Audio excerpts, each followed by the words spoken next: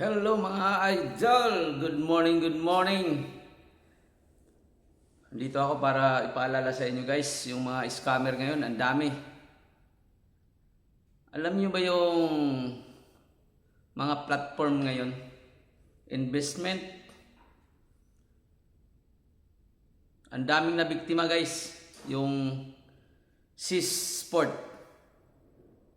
Daming umiyak dahil naubos yung pera nila. Nag-invest ng malalaki. Daan-daan libo guys nasa ang nabiktima, nasa abroad, dito sa Pilipinas, sa buong Pilipinas. Grabe, ang galing ng mga scammer guys.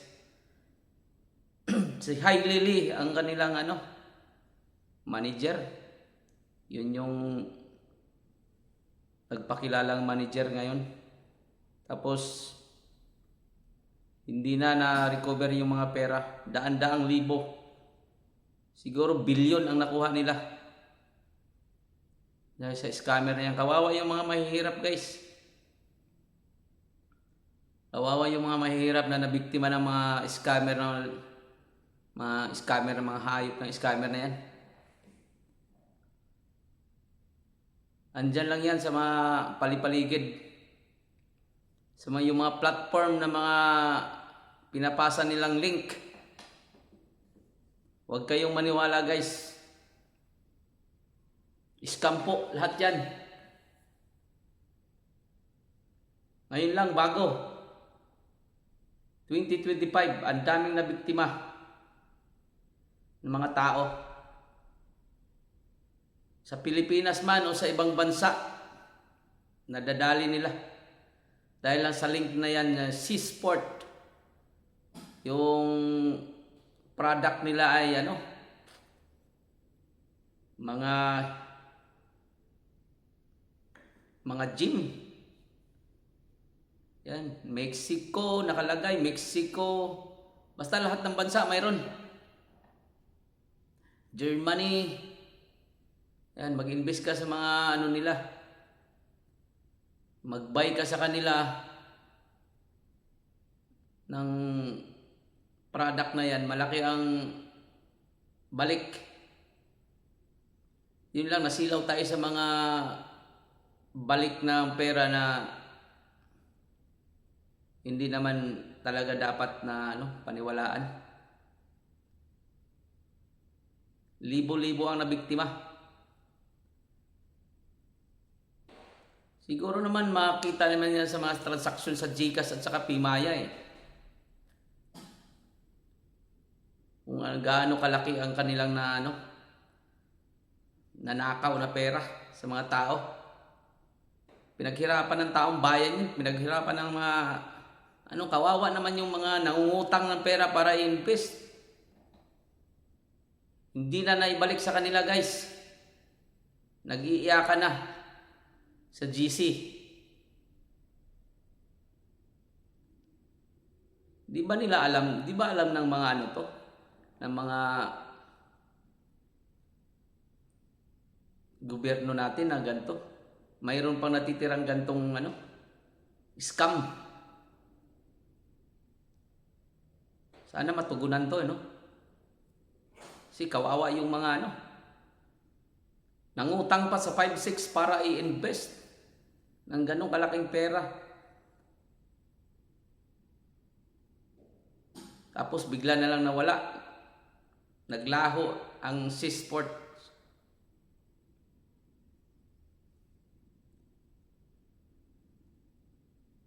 Hindi ka na makalagin kasi dinilit na nila yung platform. Tapos yung mga manager nagkawalaan na, yung mga team leader, yung mga VIP, wala na. Kawawa naman yung mga pamilya na may mga anak, may mga sakit pa, yun ang inasahan para makabalik sa kanila yung profit nila. Tapos ngayon pati yung pera nila na ininvest, nawala din.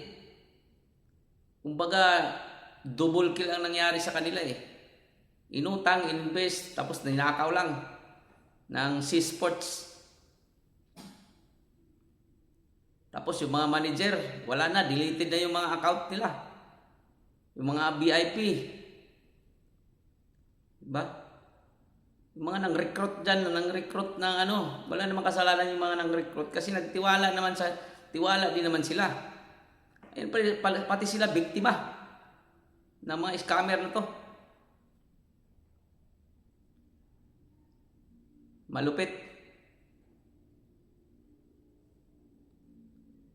Biruin mo, hindi nakahalata yung mga tao na scam pala. Paano na yung mga inutang na pera? Sinisingil na sila. Paano nila mabayaran yan?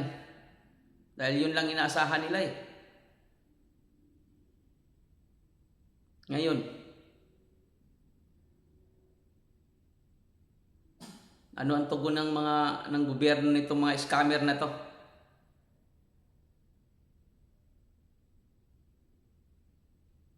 Tanging logo na lang ang natira. Wala na yung account.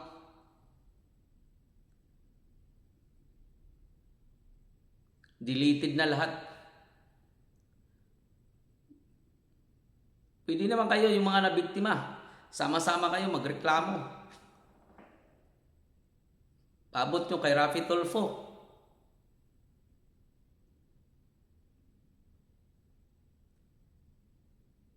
Pasalamat nga lang din ako dahil maliit lang yung naiwan doon sa account ko. At na-withdraw yung iba. Paano yung mga nag-invest ng daang libo? Dahil gusto nilang makakuha ng magandang income, gumanda yung buhay nila. Ngayon, lalo naghirap. Dahil pinaghirapan nila yung pera na yun, taon ang binilang bago maipon yun. Tapos ganun sa isang iglap lang, kuhanin ng C-Sports na yan. Mga scammer. Ano na nangyayari sa natin? 2025?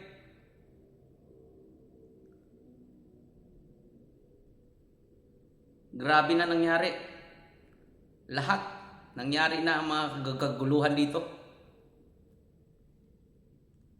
Wala nang... Hindi na safe. Mga tao.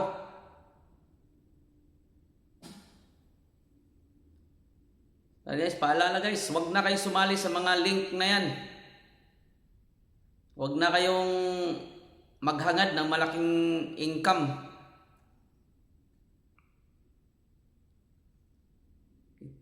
Kailangan paghirapan nyo muna yung pera bago nyo kitain dahil pag sa ganyan, mabilis ang kita. Scam talaga abutin nyo. Imbis na aahon kayo, lulubog kayo sa kumunoy.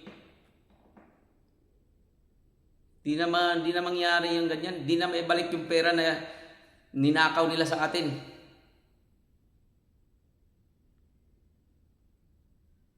Sa akin, okay lang kasi nakuha ko naman yung iba na-withdraw ko.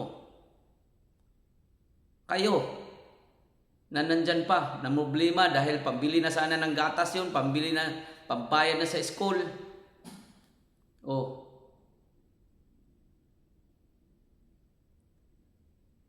Nag-invest tayo para sa magandang kinabukasan ko, no? Ayun pala, ibabaon ka sa putik. Si Sports, si Hailili, ibalik nyo na yung mga pera ng mga na-scam nyo. Kawawa naman. Kung sino ka man, hinayupa ka, balik mo na yung pera nila. Tapos gawa na naman kayo ng panibagong link para mabiktima na naman yung ibang tao.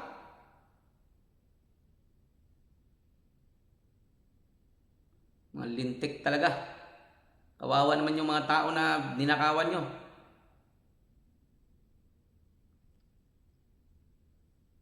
Mga Pilipino pa naman yung iba. Mga Pilipino yung iba guys. Kasabwat nila. Lahat deleted na yung mga account, yung matataas na mga manager ko, no. Pinalitan ng cartons yung mga pagbumuka para hindi makilala. Siguro naman madetect ng GCash at saka Paymaya yung mga tao na yan kung sino yung pinagsisinda natin ng pera. Sana matulungan niya yung mga tao na yun, umiiyak na sa hirap ngayon. Ang dami guys, naghihingalo na sa kahirapan lalo. Dahil sa mga taong mapagsamantala. Ayun lang guys, ilagay ko yung picture ng logo ng SIS sa YouTube channel na to para makita nyo. Bye-bye!